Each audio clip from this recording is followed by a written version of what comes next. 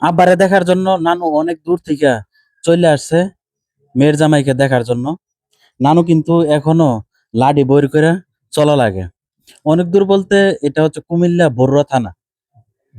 যারা বাংলাদেশের আছেন তারা সবাই চিনেন। ওইখান থেকে ব্রাহ্মণবাড়িয়া জেলার আখাউড়া থানা কতটুকু দূরত্ব এবার বুঝতে পারেন।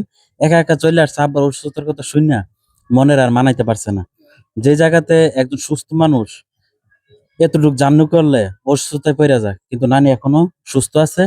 আলহামদুলিল্লাহ আমি সবার কাছে নানির জন্য দোয়া চাই। নানিকে যেন আরো আল্লাহ পাক হায়াত দারাজ করে। আপনারা সবাই দোয়া করবেন।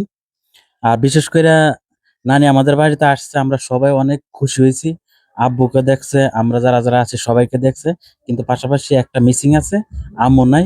এইটাই সবচাইতে বড় কষ্ট আমরারও এবং পাশাপাশি নানুরও। নানুর বয়সটা বুঝতে পারতেছেন কত হইতে পারে, ৮০ র উপরে চলতেছে। এই বয়সে যে এখনো চলাফেরা করতে পারতেছে এটি আলহামদুলিল্লাহ। সবাই খাস করে আমার নানুর জন্য দোয়া করবেন। সবাই ভালো থাকবেন। আল্লাহ হাফেজ।